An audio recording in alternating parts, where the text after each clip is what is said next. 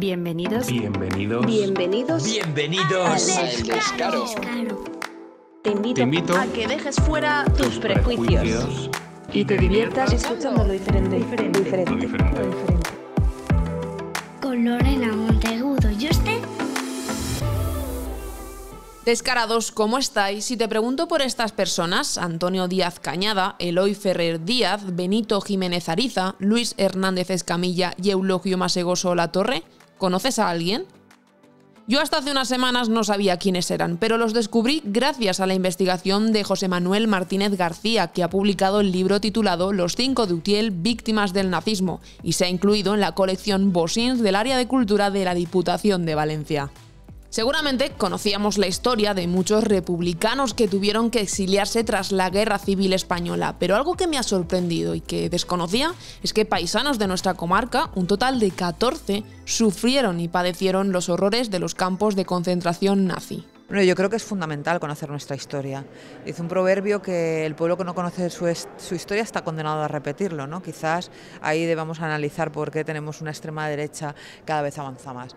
O sea, lo que ha pasado en este país es una anomalía, es decir, que no se conozca lo que ha pasado, lo que fue el terror de la represión franquista y también que hubieron valencianos y valencianas que vivieron el horror de los campos de concentración nazis y que concretamente en la comarca de Requena de Utiel fueron un total de 14, de los que sobrevivieron además muy pocos.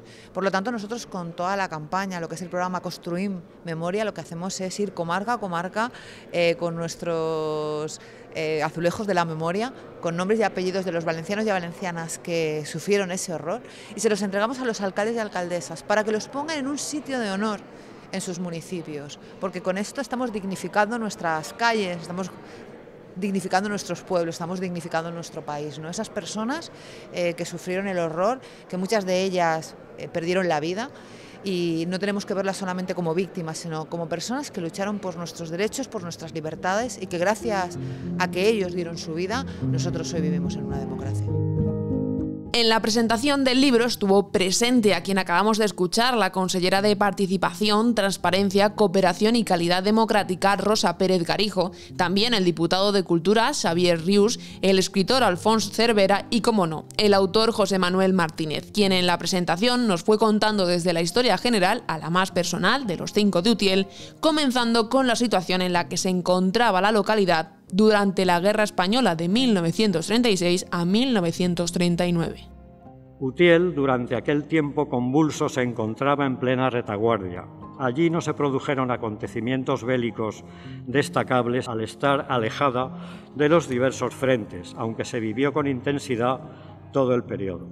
Como consecuencia del golpe de Estado, la reacción popular no se hizo esperar, sobre todo en los meses de julio a diciembre de 1936. En esos primeros meses de incertidumbre se crearon de manera espontánea una serie de comités de defensa integrados por miembros del Frente Popular, ante el vacío del poder local. En este sentido se creó en Utiel el Comité Revolucionario o Comité de Salud Pública, compuesto mayoritariamente por afiliados al sindicato anarquista CNT. Algunos de sus miembros fueron los responsables del asesinato de partidarios de la derecha y desafectos a la República, así como de la destrucción del archivo municipal y eclesiástico, de la quema del retablo barroco de la iglesia parroquial, del saqueo del Colegio de las Hermanas de Santa Ana y del convento franciscano. A partir de enero de 1937, el nuevo gobierno de Largo Caballero, que pretendía restaurar el Estado republicano, acabó con los citados desmanes, frenando el proceso revolucionario para alcanzar el objetivo de ganar la guerra. Desde ese momento, la vida cotidiana de utielanas y utielanos transcurrió sin demasiados sobresaltos. Hay un hecho relevante que durante este tiempo se creó la comuna cenetista, cuya sede se estableció en el Colegio Santa Ana, agrupando a 876 familias donde percibían el abastecimiento necesario según sus necesidades. Además, también se crearon otras asociaciones republicanas, como la de paquetería y tejidos colectivizados, ultramarinos y transportes de la UGT, la Sociedad de Obreros Panaderos La Activa, el Sindicato Femenino, la Radio Comunista o la Colectividad Agraria, entre otras. En el convento franciscano se instaló un hospital de sangre y, por otra parte, en las inmediaciones de la población se construyó un aeródromo y varios refugios antibombardeos en el casco urbano. Tras finalizar la guerra, después de la toma de la comarca por las tropas del general Varela, llegaron la represión y los fusilamientos en las tapias del cementerio utielano, tal como aconteció también en Paterna. Con el transcurso del tiempo, la mayoría nos hemos quedado con las nociones de la historia en general. Pero ¿qué sería de la historia local sin aquellos que buscan y encuentran cómo vivieron nuestros antepasados o paisanos locales o comarcales? José Manuel Martínez investigó sobre los 5 asesinados de Utiel por lo que vio en Requena.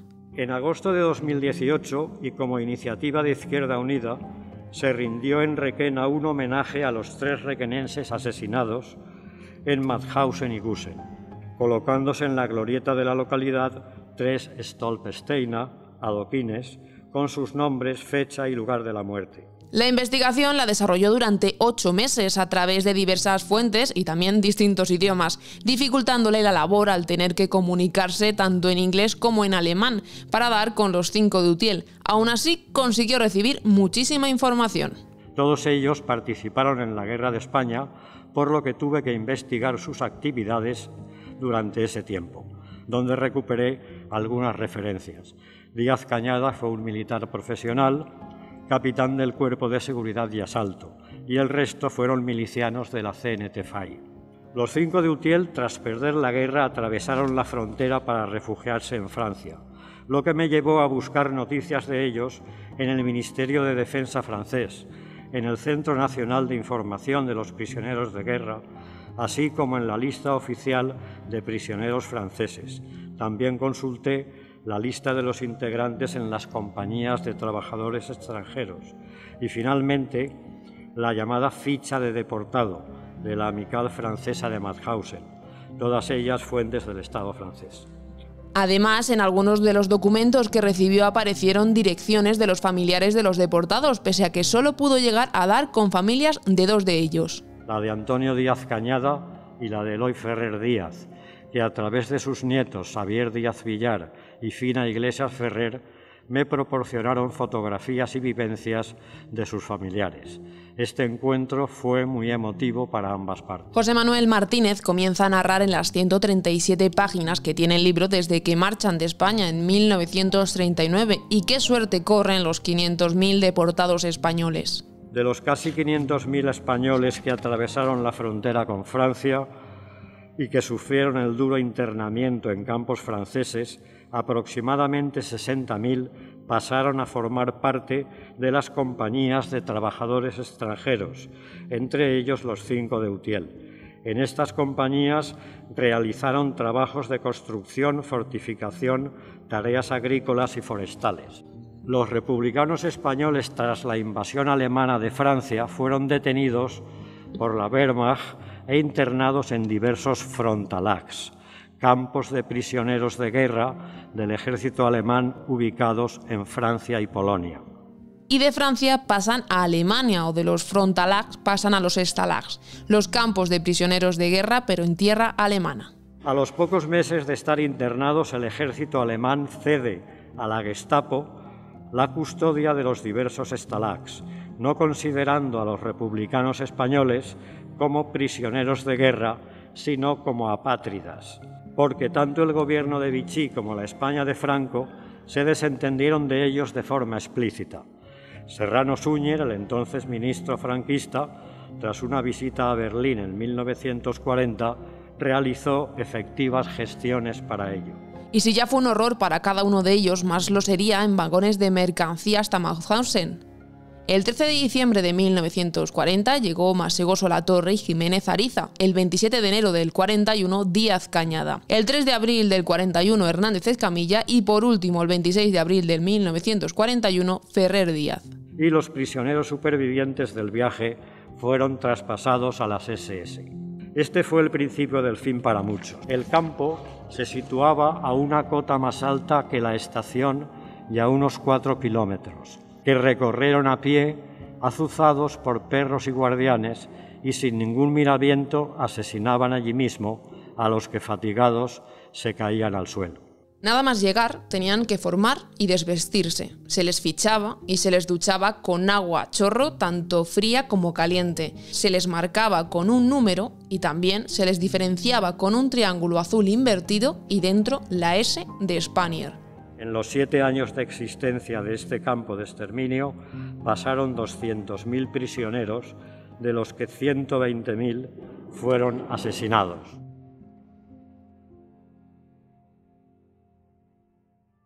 Gusen, a 6 kilómetros de Mauthausen, siendo un campo secundario, llegó a albergar a más prisioneros que el central y desgraciadamente aquí fue donde murieron la gran mayoría de deportados españoles. Además, como dato a recordar, hubo empresas alemanas que los utilizaban como mano de obra para fabricar todo tipo de productos. Dicha colaboración podía haber sido por ideales afines o por obligación.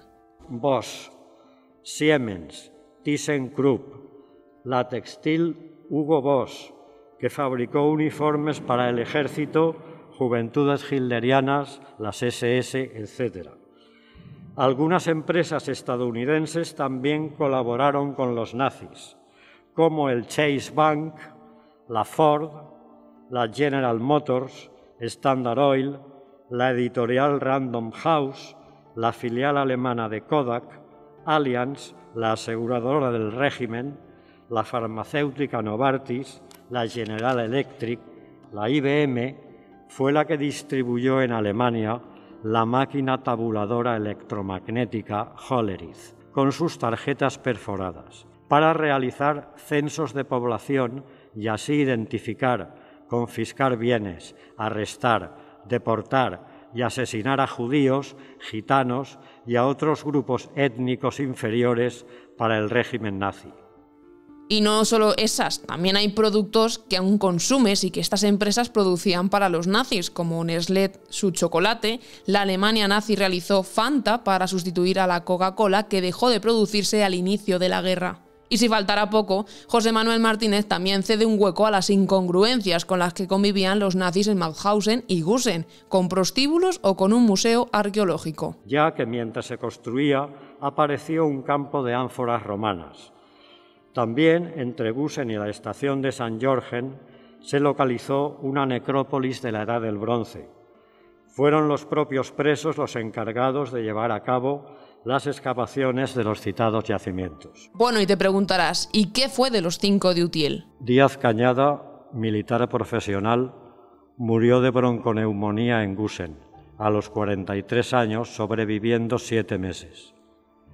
Ferrer Díaz, de profesión zapatero, murió de gastroenteritis en Gusen a los 34 años, sobreviviendo 7 meses. Jiménez Ariza, agricultor, murió de cáncer de estómago en Gusen a los 28 años, sobreviviendo 13 meses. Hernández Escamilla, electricista, murió de bronconeumonía en Mauthausen a los 31 años, sobreviviendo 36 meses. Y Masegoso Latorre, fogonero, murió de bronconeumonía en Gusen a los 45 años y sobrevivió 6 meses. Como José Manuel Martínez me corroboró después, lo que más le sorprendió es que en la documentación original de Mauthausen aparecían diferentes tipos de enfermedades que habían sufrido y de ahí fallecido o también la hora de defunción. Pero realmente da la impresión de que todos fueron asesinados tras padecer y sufrir el día a día en Gusen. Entre tanta desgracia y padecimiento de los 14 de la comarca, 3 fueron liberados y eran de Camporrobles, Caudete de las Fuentes y Villargordo del Cabriel. Sin embargo, los 11 restantes fueron asesinados, 1 de Fuenterrobles, 2 de Venta del Moro, 3 de Requena y los 5 de Utiel. Pero quedémonos con que la liberación de Mauthausen fue un 5 de mayo de 1945 por la 11ª División Acorazada de los Ejércitos de Estados Unidos. Pero realmente no fue así, ya que se trataba de una patrulla que se había perdido y que regresó a su base rápidamente ante el caos que observaron allí. Tuvo que transcurrir más de un mes para que comenzase la ayuda americana. Durante ese tiempo fue la AMI, compuesto por supervivientes, quien controló el orden interno del campo. Tras la huida de las SS, los comandantes de los campos fueron apresados, juzgados y condenados. De los 15.000 SS que actuaron en Mauthausen y Gusen y otros campos secundarios, solo fueron juzgados 200. Y no pienses que José Manuel te ha contado todo el libro. No. Aún te queda mucho que descubrir si te haces con él, pero claro, ¿dónde podemos encontrarlo? En la mayoría de bibliotecas públicas municipales va a estar. Luego, en todas las asociaciones memorialísticas se lo hemos enviado también, y si alguien tiene interés en conseguirlo, en la tienda de aquí de la Beneficencia, donde están todos los libros y catálogos que edita la Diputación, lo tienen. Incluso también si lo piden en alguna librería específicamente, seguro que la librería se los puede conseguir. Será por lugares, como nos ha dicho el diputado de Cultura, Xavier Rius. No tienes excusa para leerte el libro de José Manuel Martínez, Los 5 de Utiel, víctimas del nazismo. Y por cierto, hay uno de ellos que antes de todo el horror de las guerras tuvo 2 profesiones, una de ellas como torero. ¡Hasta la próxima semana!